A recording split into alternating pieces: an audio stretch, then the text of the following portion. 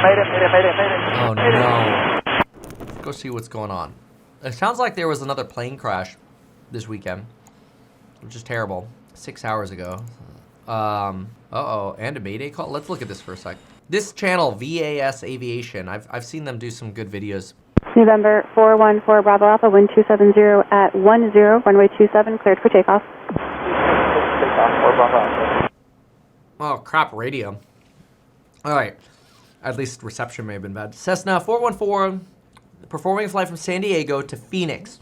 Crashed into the ocean just 2 miles off the shore, 5 minutes from departure. So that's terrible. So when you take off from San Diego, you take off basically straight towards the ocean. And overcast 1500. They had to get through a cloud layer. Dew point and temperature are wide enough apart not to worry about fog so much on the ground. So I'd be more worried about the overcast layer. I like to set my autopilot before I go through the overcast layer, but I've hand flown through overcast layers before, and they're usually not too long. You got to get through like a minute of flying in the clouds.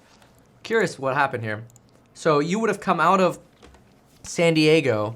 We'll map this out really quick. So we go to San Diego Airport, which I personally have flown into and out of many times. It's very expensive to land there. But House Hack has properties over here, and this is the closest airport. So you come in on 27. Usually when we come in from Ventura, we come in over Catalina, and then after we cross Catalina, here's San Nicola, here we go, Catalina. After we cross the Catalina VOR, we go inland and basically come in for 27 straight in, which is nice and easy.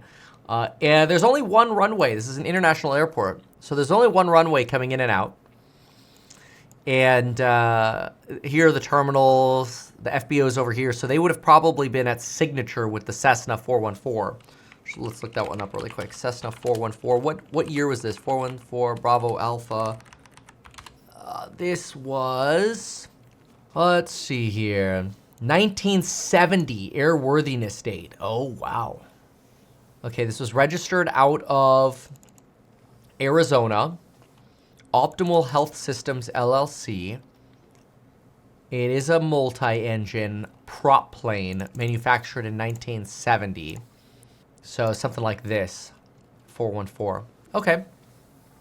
All right, so you come out of San Diego, you get straight over the water.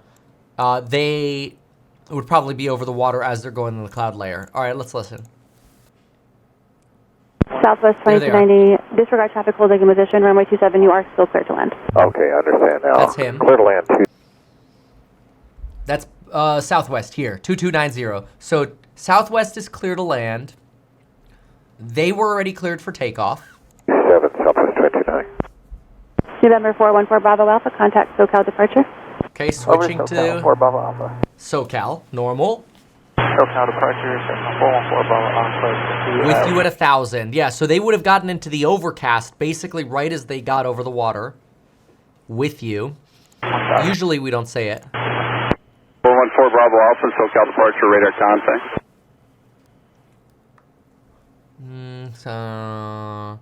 Unrelated comms have been deleted. Bravo Alpha, turn left heading 180. Okay, so now what they're doing is they're getting radar vectors to probably pick up their IFR flight plan. Very common. The controllers, you take off, you get switched to the SoCal departure, folks. They're just going to give you a vector. In this case, he's getting a vector straight down because he's trying to get to Phoenix, which is going to be over here, towards the right. So he's going the wrong way right now, right? He's getting further away from Phoenix. But this is normal because you got to take off. Left heading 180 Bravo. Okay, so he's going to left turn. Now, he's at 1,500 now. So he's just, think about what this pilot is doing. I believe this was a solo pilot. But think about this for a moment. You're turning the aircraft. So you took off, all we know so far is we're taking off out of San Diego. You're a solo pilot. And now I'm talking on the radio. I'm switching the comms. I'm talking on the radio. They're telling me to turn left heading 180. I'm turning the heading dial. If I have autopilot, great. I turn the heading dial, it's autopilot. If I'm hand flying it, I'm trying to communicate and turn. I don't want to overbank. because we're flying on a heading of 270. I got to bank by, 90 degrees to get to 180. So it's going to be a turn in the clouds, in sort of the marine layer. And I don't know if they have an autopilot system. Okay.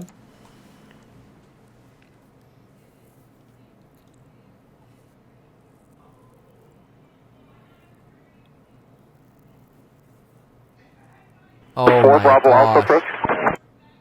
Okay, so what I just saw here is, here's our altitude, climbing, steep bank. Okay, so when I fly, I like to use, well, obviously, like I said, the autopilot, but in addition to the AP, you can also put it on what's called bank mode. So bank mode will limit the angle of your bank. It's mostly designed at higher flight levels to minimize discomfort to the passengers. So when the aircraft flies, if you have like a 15-degree bank, it's not very uncomfortable. But once you get to like a 30-degree bank, people are going to feel it. Get to a 45-degree bank, that's when you're going to start feeling G-forces. The problem is, the more you bank, the higher your stall speed is. That sounds complicated, but it's basically a way of saying the more you bank, the less lift you're getting over the wings. And if you bank too much and you're disoriented and you can't see anymore what's going on around you, you could pretty easily stall and just fall out of the sky.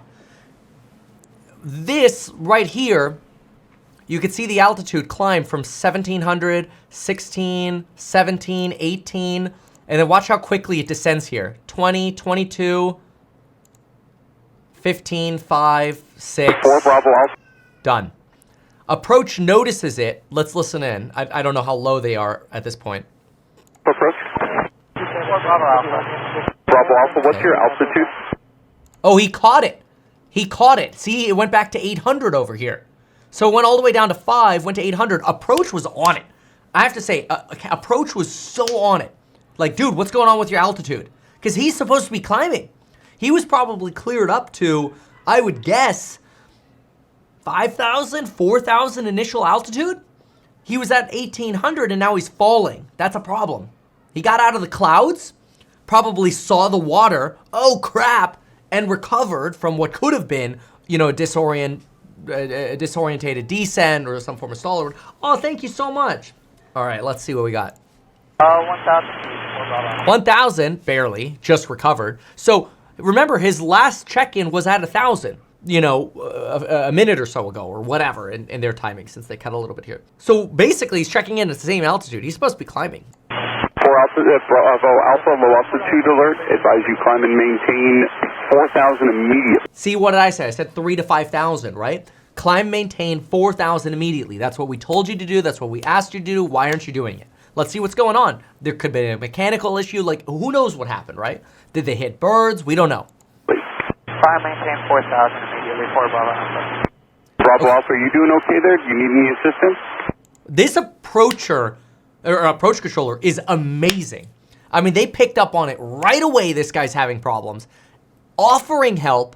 I like this so far. Like, good approach controller, right? I like to see that from the FAA. Affirm. What's going on? 4 Bravo Alpha, what seems to be the issue? Just struggling right now to present maintain heading. Yeah. Struggling to maintain the heading. He's right at the cloud layer. So a lot of these cockpits they're not glass cockpits, right? So look at a 1970s turboprop cockpit, or let's get like a 414 cockpit. Okay, so a lot of these can be upgraded over time, and you could get smaller, like Garmin's installed on these. But look at what you're dealing with on these planes.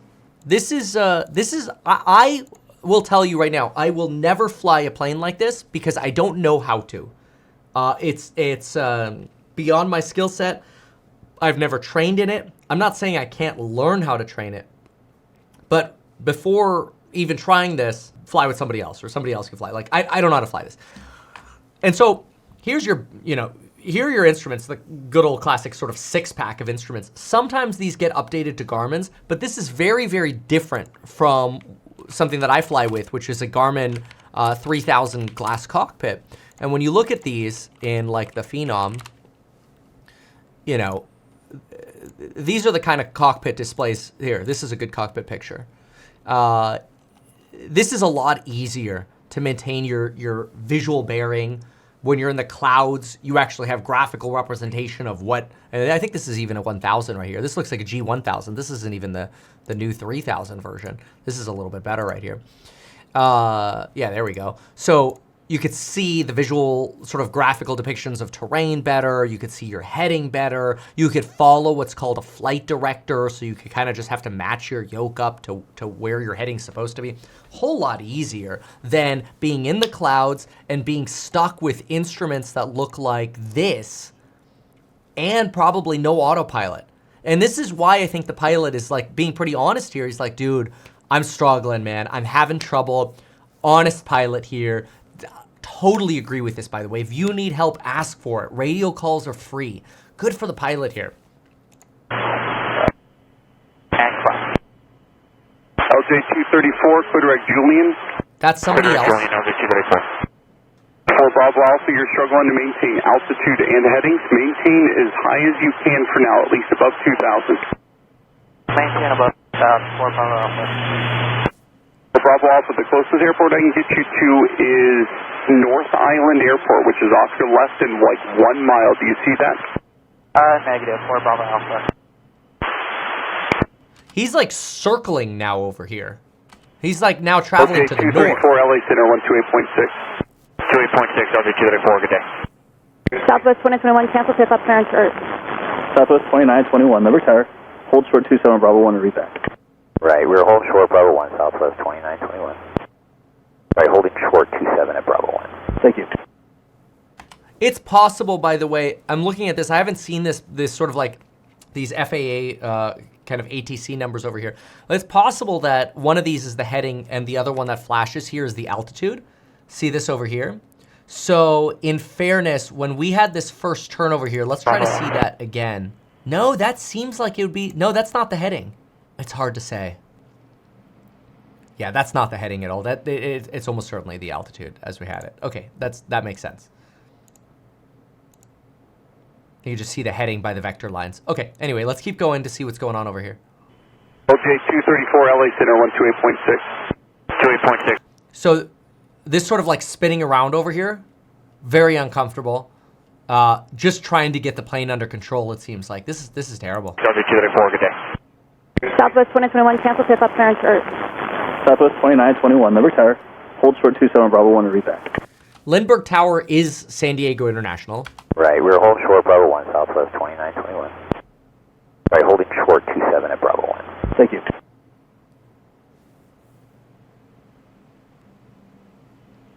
For Bravo Alpha, there's an airport off of your east side, and about 3 miles is a crisscross runway. It's North Island. It's your closest airfield. The trouble with this is the controller is basically trying to say, hey, look, I'm trying to give you visual information. Like, hey, go east. There's a crisscross runway. Just get your ass on the floor, basically, like on the ground safely, right? Totally makes sense. The problem is the pilot probably can't see anything because he's in the marine layer or he's coming into and out of the marine layer. Now, I will tell you one of the scariest things about training in California, and it's happened to me before, where just I realized, now there's a clothing brand called Marine Layer, where I realized just the danger of the marine layer when it comes to flying. When you're flying, I'm trying to find a good picture of it, but it's a little hard to. This is okay. Look at this. So sometimes this is kind of what your marine layer might look like. But when you're flying sometimes, it's, again, no good photo of this. But what I've found is it can be really hard to distinguish the difference between the clouds and the water. Now that sounds crazy. But let me see. Yeah, this is a better photo. Look at this. As you get that morning sunshine, you get almost this gradient over here where your horizon actually disappears.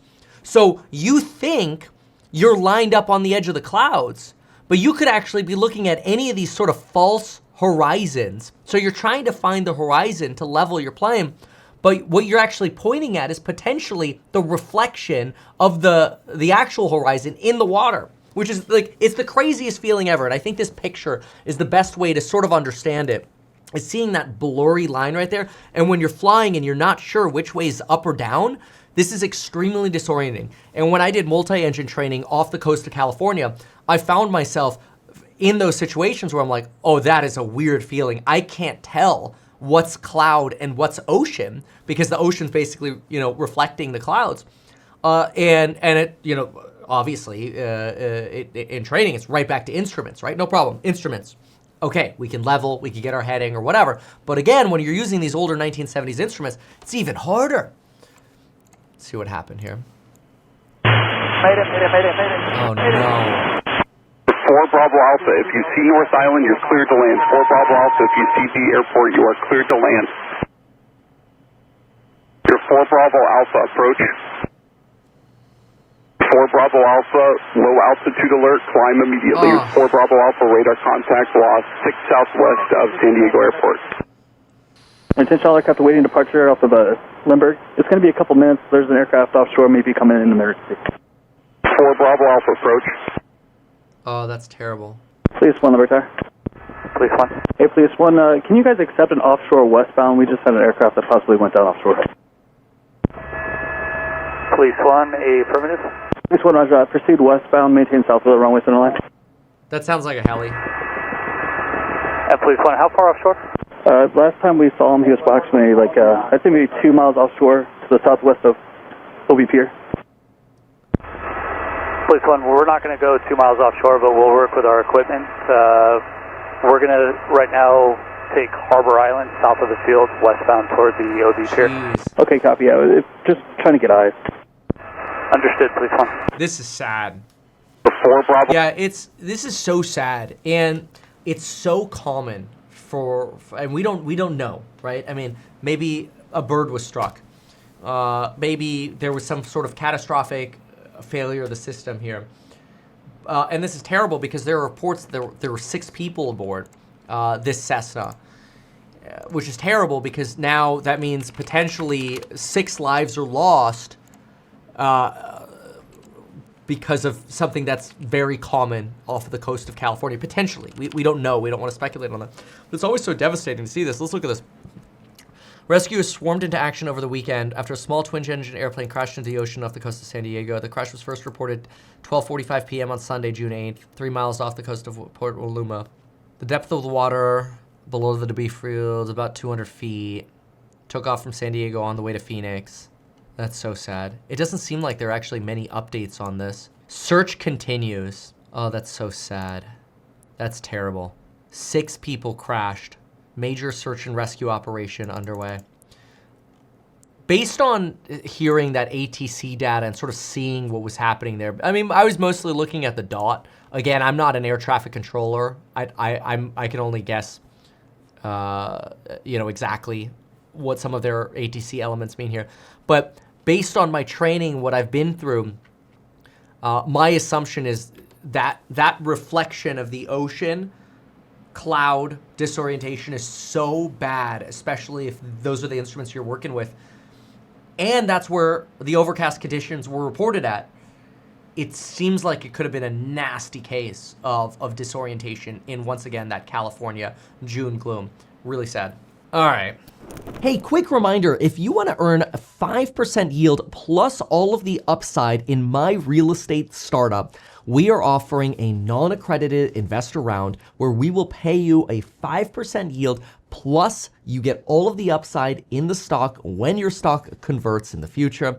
It gives you an opportunity to diversify away from rich stock market valuations, diversify away from most tariff risk, diversify away from the craziness of the treasuries market, especially with these Moody's downgrades. You diversify into fixer-upper real estate, which is what I believe I do best. This is my baby. I call it my little Berkshire Hathaway. Now, maybe I'm biased, but I've got over $5 million of my own money invested into this business, and I'm so excited for what I think we're going to be able to do with this business over not just the next years, but the next decades. So if you want to invest in my real estate startup, go to househack.com and know that I will do everything for this business in my power to make sure we can do the absolute best that we can. Make sure to read the solicitations and disclosures on the House Hack website, because there is risk with every investment.